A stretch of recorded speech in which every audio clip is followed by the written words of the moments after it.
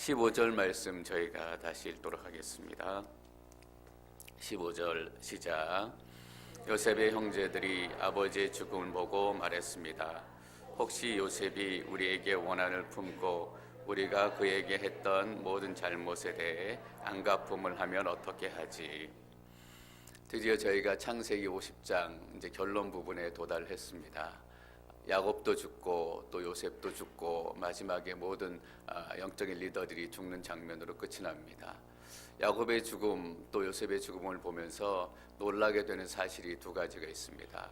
첫 번째는 야곱이 아브라함이 샀던 가나안 땅에 있는 막벨라 밭에 있는 굴에 묻혔다라는 겁니다. 야곱도 죽고 또 요셉도 죽고 창세기가 다 마무리되지만 여전히 아브라함의 자손들 또 아브라함의 패밀리가 가지고 있는 땅은 아브라함이 살아있을 때 돈 주고 샀던 그 작은 막벨라 밭 그 굴 외에는 자신들이 가진 땅이 없다라는 것입니다. 하나님께서 그렇게 오랜 시간 동안 약속해 주시고 또 인도해 주시고 또 때마다 하나님의 역사를 일으켜 주셔서 하나님께서 이 약속을 이루실 기대감은 크게 충만해 있었지만 실제로 현실을 돌아와서 보니 그 한 평의 그 묘지 땅 외에는 여전히 그들 가족이 소유한 땅이 없다라는 것입니다.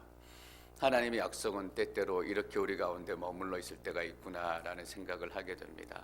금방 이루어질 것 같은 약속, 또 금방 우리의 삶 가운데 무엇인가 일어날 것 같은 그런 분위기였지만 눈을 열어서 돌아보면 현실은 여전히 막막하고 또 현실 가운데 여전히 남아있는 그런 일들이 많다라는 것을 깨닫게 될 때 우리는 다시 한번 낙심하고 또 실망하게 됩니다. 막벨라 굴 외에는 그들에게 주어진 땅이 더 없다는 것이 우리를 놀라게 하지만 또 한편 마지막 야곱의 죽음을 보면서 놀라게 되는 것은 그럼에도 불구하고 야곱은 하나님의 꿈을 절대로 포기하지 않았다라는 겁니다. 하나님께서 앞으로 행하실 일들, 하나님께서 역사하실 일들에 대한 소망을 포기하지 않고 자신뿐만 아니라 자기의 자식들에게도 그 꿈을 계속 전해주고 그 꿈이 이루어지기를 원했다라는 겁니다. 야곱은 그런 인생을 마쳤습니다. 신앙생활이라는 게 그런 것 같습니다. 과거를 돌아볼 때 우리 삶 가운데 행하셨던 하나님의 기적과 하나님의 놀라운 은혜를 돌아보는 것, 또 앞으로 삶을 돌아볼 때 하나님께서 더 크게 행하실 하나님의 신실하심을 기대하는 것, 과거와 또 미래, 그 삶 가운데 현재에서 과거와 미래를 이어주는 그런 믿음을 가지고 서서 생활하고 기도하는 것이 신앙이다라는 생각을 하게 됩니다. 제가 이번에 서울 가서 서서평 선교사님에 관한 다큐멘터리 영화를 한 편 목사님들하고 봤습니다. 아마 저희 교회에서도 보게 될 시간이 있을 것 같은데 한국에 1920년대, 10년도, 20년대 오셔서 한국을 섬기셨던 여자 선교사님이십니다. 원래 본인의 영어 이름이 있는데 이름도 한글로 바꾸셨습니다. 서서평, 천천히 평안하게 라는 그런 뜻을 가지고 있다라고 합니다. 천천히 평안하게 하나님의 뜻을 조선 가운데 이루겠다라는 소망을 가지고 한국에 오니까 버려진 고아들도 너무나 많고 버려졌을 뿐만 아니라 아무도 그 버려지는 아이들에 대해서 관심을 갖지도 않고 어떤 가정에 가보니까 아버지가 딸을 그냥 딴 데 팔아버리고 그냥 그 돈으로 그냥 뭐 술도 먹고 또 가족이 생활도 하고 우리가 지금 부모가 딸을 팔아버리는 그런 외국의 스토리나 그런 이야기들 들으면 어떻게 저런 일들이 하늘 아래 일어날 수 있을까라는 생각을 하지만 120년, 130년 전에 조선 땅에서 그런 일들이 일어나고 있었다라는 거예요. 그리고 여자들이 사람 대접도 받지 못하고 학대당하고 받고 마치 그냥 소처럼 또 말처럼 그냥 노동력으로만 생각되었던 그 시절에 한국에 와서 그 고아들의 어머니가 되셨고 또 많은 여인들을 위해서 학교도 세우고 본인이 간호사였기 때문에 병도 고치고 그들에게 글도 가르치게 하고 성경도 가르치고 그래서 최초로 여선교회를 조직하게 했던 그런 큰 일을 하신 분이십니다. 평생을 그렇게 사시다가 조선 땅에 풍토병에 걸려서 지금 저희가 선교지 가면 풍토병 때문에 걱정하는데 조선 땅에 오셔서 풍토병 때문에 마지막 삶을 조선 땅에서 마치게 됐어요. 그런데 그분이 죽어가면서도 그냥 죽을 수 없다라고 생각을 하고 자기의 시신을 해부형으로 기증하고 한국 병원에 그렇게 숨을 거두십니다. 그리고 숨을 거두시고 나서 많은 사람들이 그 서서평 선교사님의 유품을 정리하게 되는데 유품을 정리하면서 깜짝 놀랐다는 거예요. 왜 놀랐냐 하면 유품을 정리하는데 정리할 게 너무 없다라는 거예요. 정리하고 보니까 동전 몇 개, 옥수수 몇 줌, 그리고 담요 반장이 전부다라는 거예요. 여러분 왜 담요 반장인 줄 아세요? 본인이 덮고 자던 그 담요도 추운 사람에게 반을 뚝 잘라서 나누어 준 거예요. 그 선교사님이 마지막에 눈물을 감으면서 조선 땅의 영적인 상황, 여러 가지 일들을 보면서 어떻게 보면 야곱과 똑같은 마음, 또 저희들과 똑같은 마음이었을 거라고 생각이 돼요. 내가 그렇게 기도하고 눈물을 흘리고 섬겼지만 여전히 조선 땅은 한치의 변화도 없는 것처럼 보이는 거예요. 여전히 조선 땅은 어떤 영적인 부흥과 영적인 변화가 나타날 수 없는 것처럼 여전히 여자들은 구속 가운데 있고 사람들은 배고픔 가운데 있고 다툼 가운데 있고 그런 상황을 놓아두고 눈을 감으면서도 서서평 선교사의 마음 가운데는 분명히 조선 땅 가운데 하나님께서 행하실 일들에 대한 소망을 버리지 않았을 거라고 저는 믿습니다. 지금 그 눈에는 막벨라 굿 몇 평 되지 않는 그 무덤밖에는 없었지만 그 무덤으로부터 시작해서 하나님께서 행하실 놀라운 하나님의 일들에 대한 소망을 잃지 않았다라는 것입니다. 그래서 자신은 담요 반장밖에 가지고 살 수 없는 인생이었지만 이 땅에 앞으로 태어날 사람은 하나님의 놀라운 축복으로 예수 그리스도의 옷을 입게 될 것을 믿음으로 간직하고 눈을 감았을 것이라고 저는 믿습니다. 여러분이 삶 가운데 여전히 이루어지지 않은 너무나 많은 일들과 또 너무나 해결되지 않은 아픔들이 있습니다. 우리가 나이가 들고 또 시간이 지나면 그 일들이 이루어지지 않겠구나, 그냥 내가 마음의 아쉬움, 추억으로 갖고 떠나야 되겠구나 라고 우리 스스로가 정리하고 마무리할 때가 있게 될지도 몰라요. 그러나 여러분, 저는 여러분에게 예수 그리스도 이름으로 축원합니다.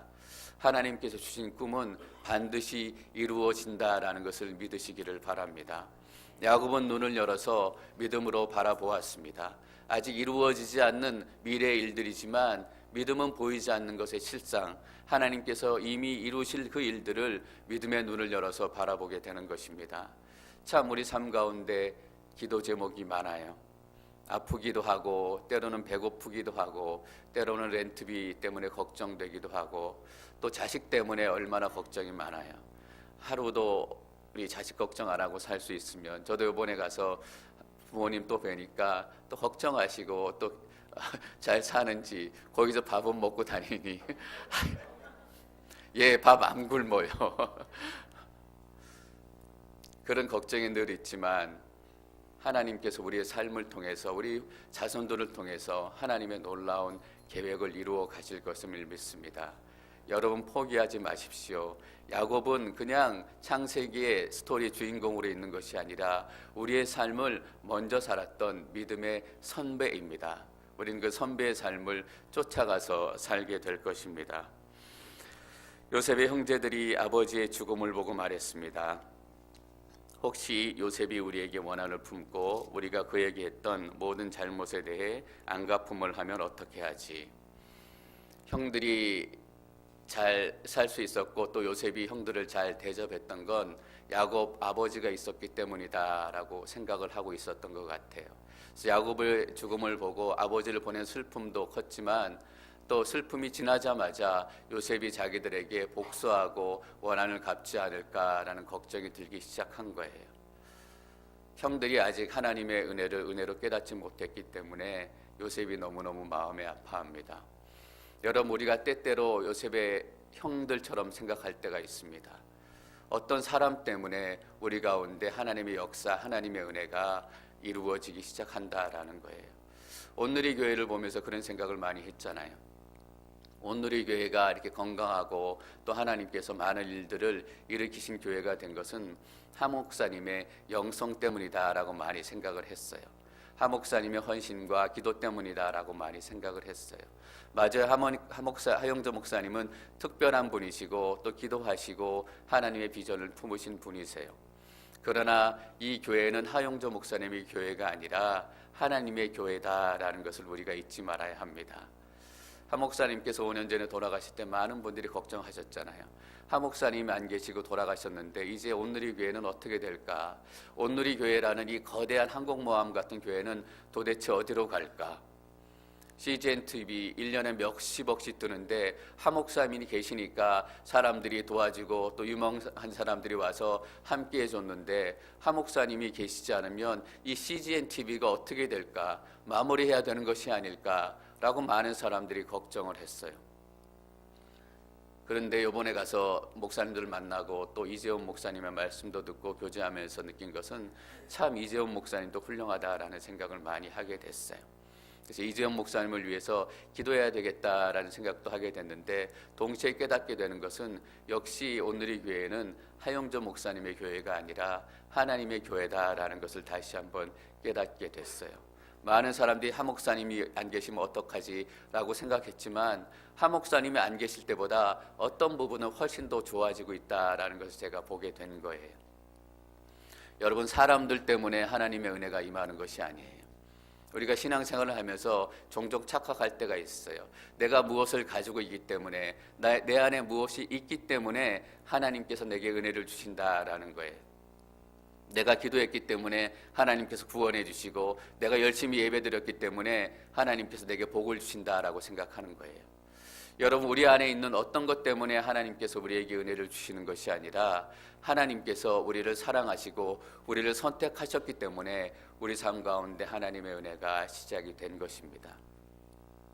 그래서 온누리 교회에 하 목사님이 계시지 않을지라도, 때때로 우리가 기도하지 못하고 예배드리지 못할지라도 하나님께서는 여전히 우리를 사랑하시고 우리 가운데 하나님의 복을 주시기를 원하신다라는 거예요.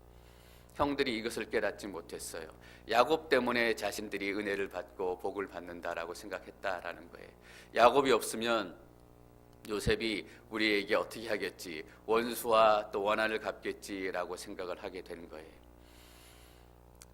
요셉의 형들이 이제 창세기의 마지막 끝으로 가면서 정말 하나님의 은혜가 무엇인지, 하나님께서 그들을 왜 사랑하시는지 깨닫게 되는 순간을 보게 되는 것입니다. 16절, 17절 말씀 함께 읽습니다. 16절과 17절 시작.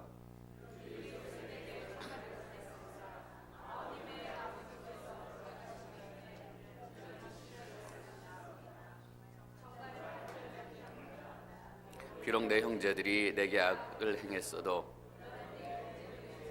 허물을 다 용서해 주어라 하고 말입니다. 그러니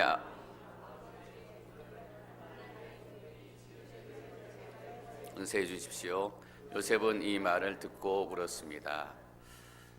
진짜 야곱이 형들에게 이런 말을 했는지 안 했는지는 알 수는 없어요. 근데 형들이 와서 직접 만나기도 겁이 나니까 사람을 보내서 전가를 보내요. 아마 제 생각에는 요셉이 가장 사랑하는 베냐민을 메신저로 보내지 않았을까라는 생각은 들어요. 메신저를 보내서 아버지가 돌아가시기 전에 내게 꼭 이 얘기를 해라 라고 명령을 하셨다라고 얘기합니다. 내 형제들이 내게 악을 행했을지라도 죄와 허물을 다 용서해 주어라. 이 말을 듣고 요셉이 울기 시작합니다. 물론 가족 간의 상처의 골, 화해가 되지 않고 있는 그런 아픔 때문에 또 울었을 것이다 라고 생각을 합니다. 그런데 영적인 눈을 열어서 보면 요셉이 왜 이렇게 울었을까? 형들이 아직도 하나님의 은혜로 보지 못하고 있기 때문입니다. 저는 하나님의 눈물을 생각했습니다. 하나님께서 우리에게 은혜를 주시고 사랑을 주시는데 우리가 하나님의 은혜를 기억하지 못하고 사랑을 사랑으로 받아들이지 못할 때 하나님께서 요셉처럼 눈물 흘리신다라는 것을 보게 된 것입니다. 하나님께서 우리를 부르시고 우리 가운데 하나님의 은혜를 주시기를 원하는데 우리는 여전히 내가 무엇을 했기 때문에 내가 무엇을 해야 한다, 그래야 하나님께 사랑을 받을 수 있다라는 생각을 버리지 못하고 있는 거예요. 하나님께서는 여러분들을 사랑하기를 원하십니다.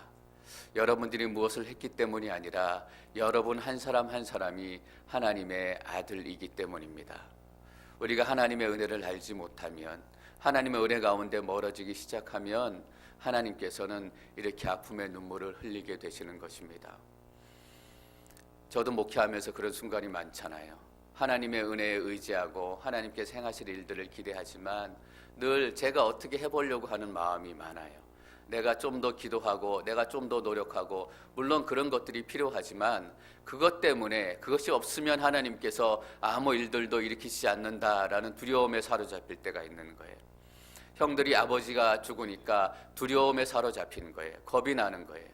그래서 저도 그런 마음을 가질 때가 있어요. 좀 기도가 소홀해지고 좀 영적 생활이 소홀해지면 두려워지기 시작해요. 하나님께서 내가 벌 주시지 않을까? 하나님께서 내게 이상한 일들을 일으키시지 않을까? 여러분 그렇지 않아요. 여러분이 때때는 게으르고 여러분이 때때로 넘어질지라도 하나님께서 그것 때문에 일부러 여러분들에게 어려운 일들을 일으키시지는 않는다라는 거예요. 하나님께서 여러분들 여전히 사랑하기를 원하시고 여러분들 여전히 축복하기를 원하십니다. 저는 우리 때문에 하나님이 눈물 흘리지 않기를 바랍니다. 하나님께서 정말 눈물 흘리실 때는 우리가 무엇을 하지 않았을 때가 아니라 우리가 하나님의 사랑을 사랑으로 받아들이지 못했을 때예요. 물론 저도 제 딸아이가 공부를 안 하고 이럴 때도 마음이 아프지만 정말 아플 때는 나의 사랑을 우리 딸애가 잘 알아주지 않을 때예요. 하나님께서 여러분들을 사랑하시고 이 앵커리지 온누리 교회를 사랑하시는 것을 믿음의 눈을 열어서 보시기를 바랍니다.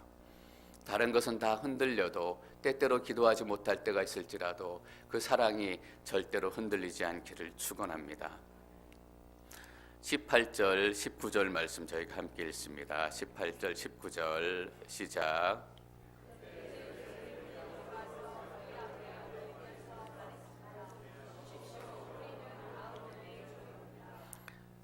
요셉이 형제들에게 말했습니다. 하십시오. 제가 하나님을 대신하겠습니까? 하나님을 바라보면 두렵지 않은데 요셉을 바라보기 시작하니까 두려운 마음이 들기 시작하는 것입니다. 여러분 하나님을 바라보십시오. 그럼 여러분 가운데 두려움들이 사라질 것임을 믿습니다. 그러나 사람들을 바라보고 세상의 눈에 들어오는 순간 그 세상이 나에게 어떤 일들을 행할까, 저 사람이 나에게 어떤 어려운 일들을 행할까 두려움을 갖기 시작하는 것입니다. 요셉이 형들에게 이렇게 얘기합니다. 제가 하나님을 대신하겠습니까? 요셉은 하나님의 주권을 너무나 잘 알고 있었던 사람이었습니다. 하나님께서 하실 일이 있고 자기가 해야 될 일이 있다라는 것을 잘 알고 있었습니다. 하나님께서는 심판하시고 용서하시는 분이십니다. 심판하는 것도 사실은 용서하는 것도 우리의 몫이 아니라 하나님의 결단과 하나님의 마음입니다. 우리가 하나님을 대신하겠습니까? 라는 요셉의 말을 들을 때 심판에 관련해서만 우리가 그 이야기를 들을 수 있습니다. 형들이 잘못했기 때문에 죄에 대해서 심판하는 것은 나의 일이 아니라 하나님이 하실 일이다 라고 생각을 합니다. 근데 여러분 아십니까? 용서조차도 내가 하는 일이 아니라 하나님께서 하시는 일이다 라는 거예요. 하나님께서 모든 일을 행하시고 하나님이 우리 모든 인생 가운데 주인이시기 때문에 하나님께서 심판하시고 죄인을 결정하시는 것도 맞아요. 그런데 우리가 때때로 용서하기 왜 이렇게 힘드냐 하면 내가 용서해야 된다라고 생각하기 때문이에요. 우리 마음으로 용서하고 우리 생각으로 용서하고 감정으로 용서하고 내가 피해자이기 때문에 내가 용서할 권리와 권한이 있다라고 생각하기 때문에 용서하기가 그렇게 힘든 거예요. 여러분 아세요? 그 인생의 주인도 하나님이시고 내 인생의 주인도 하나님이시기 때문에 진짜 용서를 허락하신 분도 하나님이시다라는 거예요. 내가 너희를 용서한 것과 같이 너희도 너에게 죄 지은 사람들을 용서해라 라고 말씀하세요. 용서가 우리부터 시작이 된다라고 생각을 하면 우리는 아무도 용서하기 어려워요. 그 사람을 보면 화가 나고 그 사람을 보면 마음이 삐뚤어지고 도저히 용서할 수 없어요. 그런데 하나님께서 용서하시고 하나님께서 시작하셨다라는 하나님의 주권을 생각하기 시작하면 우리의 마음과 감정은 용서하기 어렵지만 하나님의 말씀을 붙들고 우리가 먼저 용서하기 시작할 수 있는 것입니다. 여러분 우리는 하나님을 대신해서는 안 됩니다. 하나님께서 행하신 일들, 하나님께서 모든 것을 결정하셔야 되는 일들입니다. 저는 목사이지만 때때로 하나님의 자리를 대신하게 될까 봐 두려운 마음이 있습니다. 제가 하나님의 말씀이다라고 빙자하면서 제 생각을 얘기하거나 제 계획을 얘기하거나, 여러분도 어떤 사람을 만나실 때 하나님의 말씀이다라고 얘기하면서 혹시 자기의 마음과 자기의 생각들을 얘기하실 때가 있지는 않는지 모르겠습니다. 여러분, 우리가 또한 가장 주의해야 될 부분이 이 부분입니다. 정말 하나님께서 그렇게 말씀하셨고 우리 삶 가운데 하나님께서 주인이 되고 계신가? 저는 여러분의 삶의 모든 현장 가운데 하나님께서 여러분 가운데 주인 되시기를 축원합니다. 우리가 말로만, 입술로만 그렇게 고백하는 것이 아니라 우리의 삶의 현장 가운데서 하나님께서 우리의 주인이 되시고 또 우리가 하나님을 대신하지 않는 그런 삶을 살아야 하는 것입니다. 요셉은 형들에게 하나님의 은혜를 가르쳐 주기를 원합니다. 하나님의 은혜는 어떻게 시작이 되는가?